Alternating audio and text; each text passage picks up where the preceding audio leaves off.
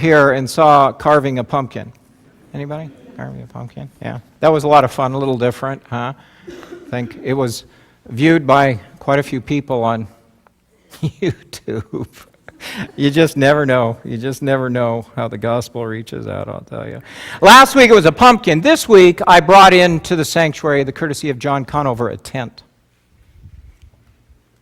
I wanted you to think and to focus on that because as I was looking at some scriptures and I was thinking about the mobility, the flexibility of the early church, and I went back to look at some scriptures before that, I was reading about the Exodus, and I was looking at, the story you're familiar with. The slaves are freed from Egypt, and Moses leads them out into the Sinai where they live and exist, actually wander for 40 years before they enter into the Promised Land. And what do you think they lived in when they were in tent? Or what do you think they lived in when they were in the wilderness? Tents. They were in tents because they were a nomadic people. They're symbolic of a people on the move, not tied down, not static. And their God was the same way.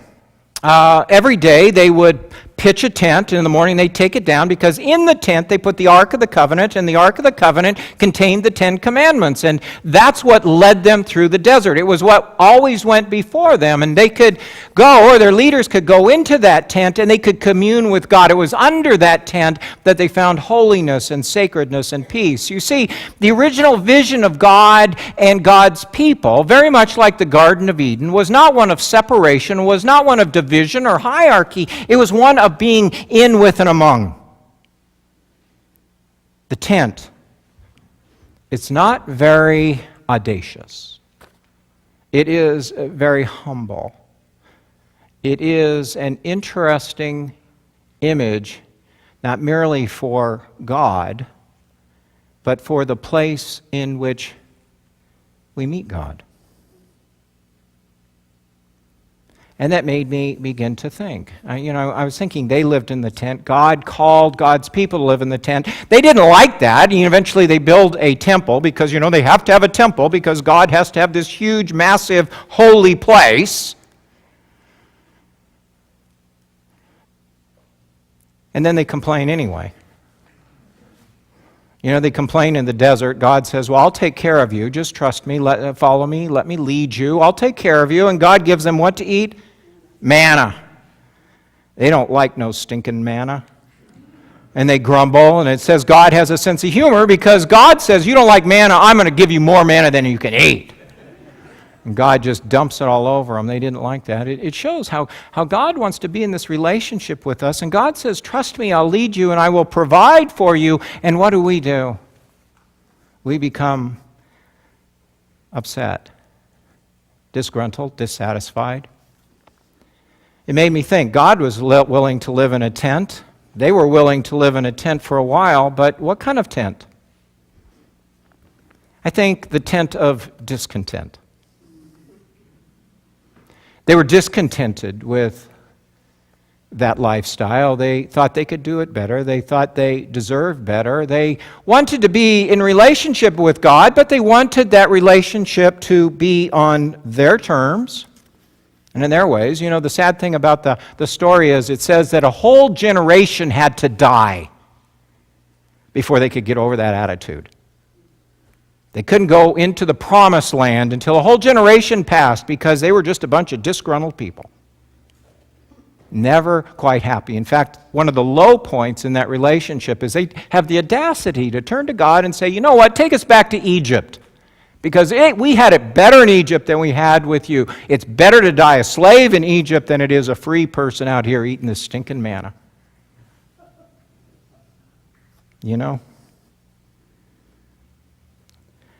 I think about that and I wonder and I ask myself, what tent do I live in? And it's the tent of discontent, the one I pitch as well. I think that sometimes we become like those wandering Hebrews, and rather than giving thanks for what God has given us, we are dissatisfied with what we haven't got, what we think we should get, what we deserve. And instead of clinging to the truth that even in the toughest, thinnest of times, God is still and God is always working for our best interests. That God is always trying to bring good even from the most difficult of situations. That life is not always simple or clear or a direct path. But when God leads us, the psalmist says, "Yea, though I walk even through the valley, I have no fear." Not because it's not a scary place, but because I know who's taking me through and will be with me at the end. The problem is we want the end now. We want our just deserves at this moment, and it causes us to be anxious and fearful and restless. I mean, how can you have any peace when life is just never good enough? And when you're always afraid somebody has taken what's yours. You know, our culture is always that way. Just watch the campaign ads. It's always about how someone has done us wrong and somebody has taken what should be mine. You know, my dad always told me at tax time, when I first got hired and had a job and I had to pay taxes, I grumbled about taxes. And he said, "Be glad you can pay taxes, because that means you have the money to do it. It means you had a good year." Why is it we complain? We live in the tent of discontent. I enjoy the privilege of eating out. Taco Tuesday, Fajita Wednesday, you know, I got them all marked down. But I have to tell you, it troubles me more and more. It troubles me more and more. I was reading the other day that the average American could save $4,000 a year if they ate out less once or twice in the year. I mean, think about it. It adds up, I guess, huh? But what really disturbs me is how much food they bring me on my plate. Now, I might be the only person here that feels that way. I hate eating at buffets because I feel obligated to eat way too much. Well, I was raised, my parents were children of the Depression. You ate everything on your plate. And we already know that we struggle in this country with obesity. I mean, we already know that's an issue for us. And yet, what bothers me is they bring so much food, I cannot consume it, and I should not consume it, and when they take it away, what do they do with it? Yeah, they throw it away. Whole basket of rolls. 2 people, whole basket of rolls, and they're throwing it away. And then what really bothers me is when I hear somebody at the table next to me complain that their portions weren't big enough. That they didn't get their money's worth.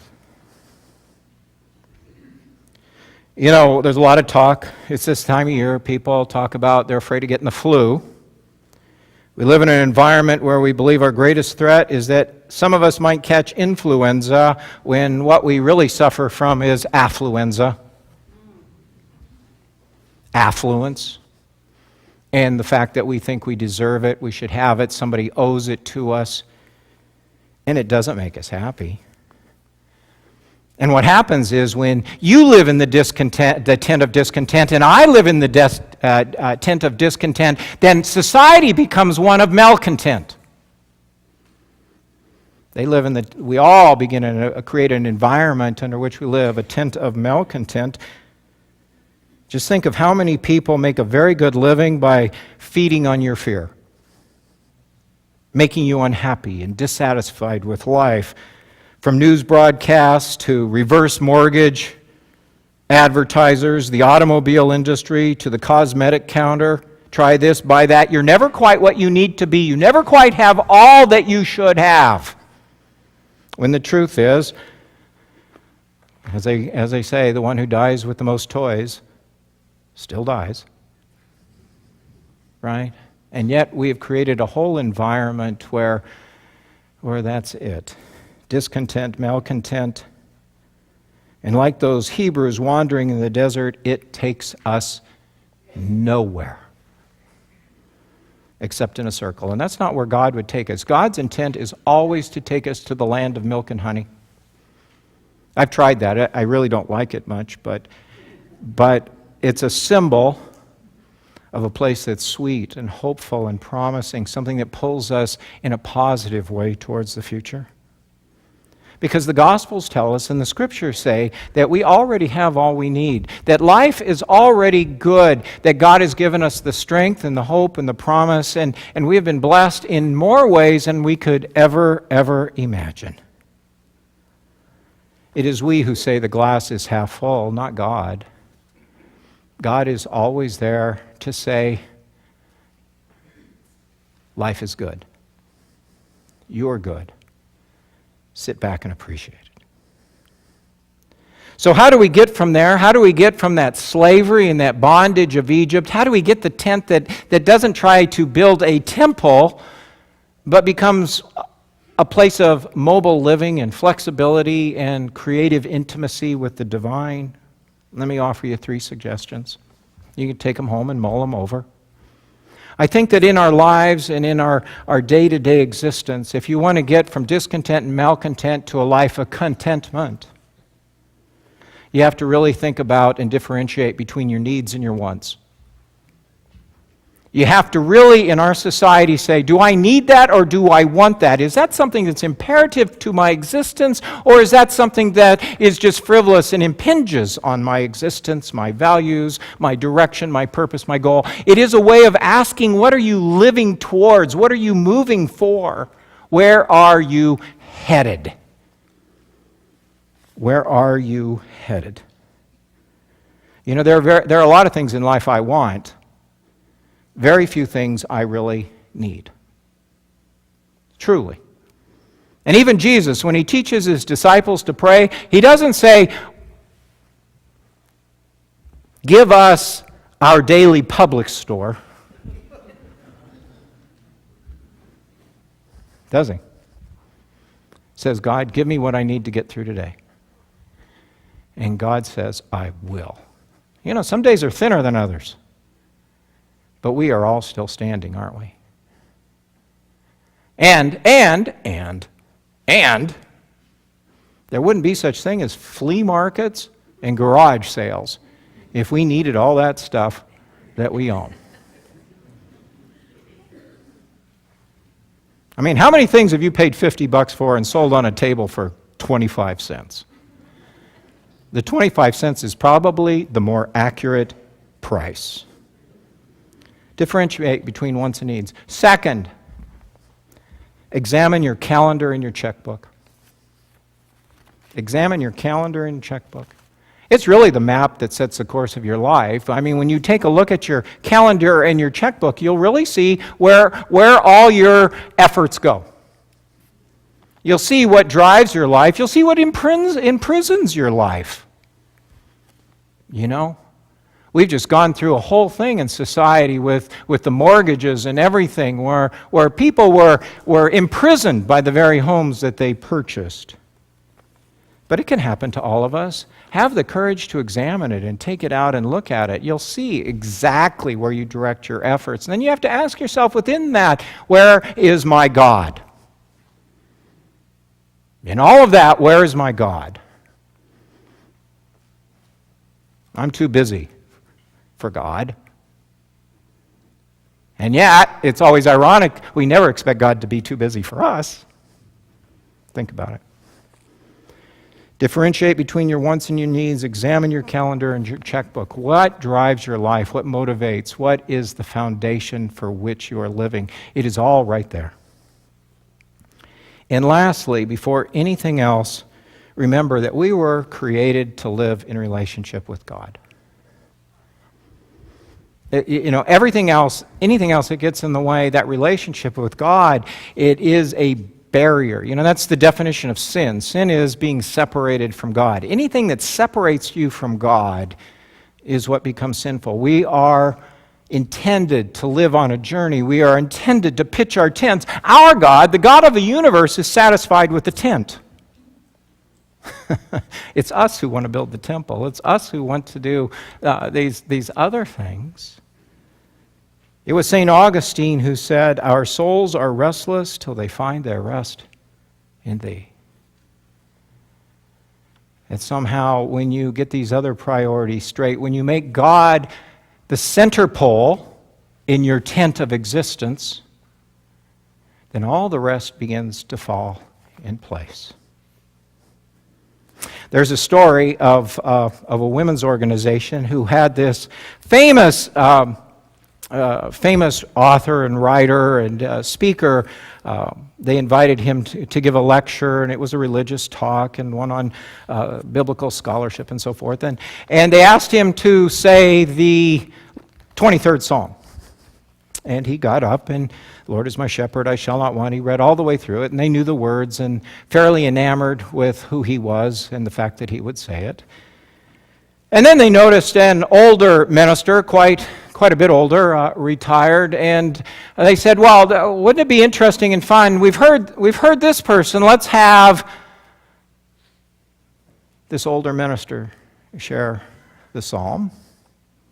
And so he reluctantly, humbly stood up to share it and began, the Lord is my shepherd, I shall not want.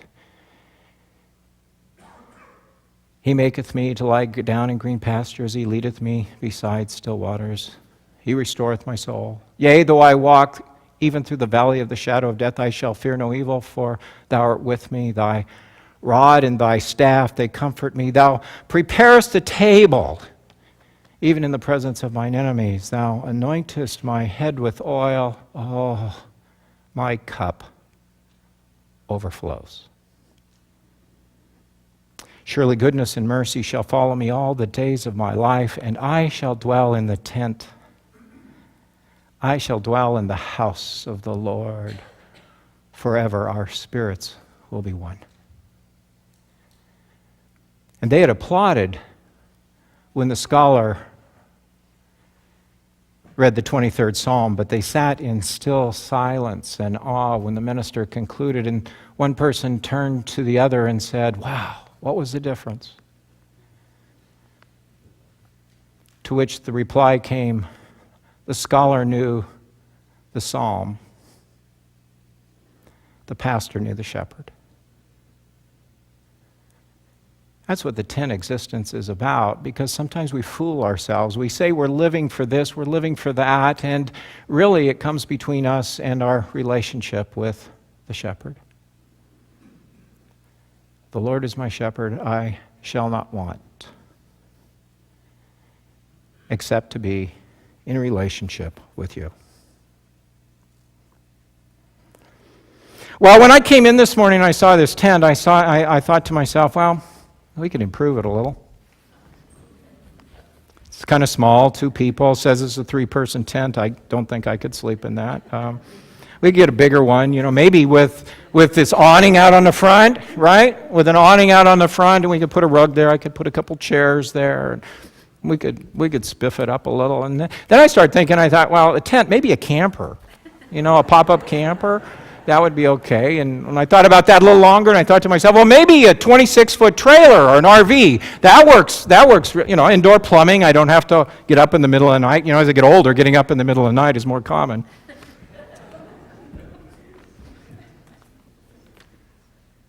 And then I thought, well, why stop there? Let's just go to the Holiday Inn. Hilton. And then I paused, and I read the text, and I thought about it, and I thought to myself, now this tent is just fine.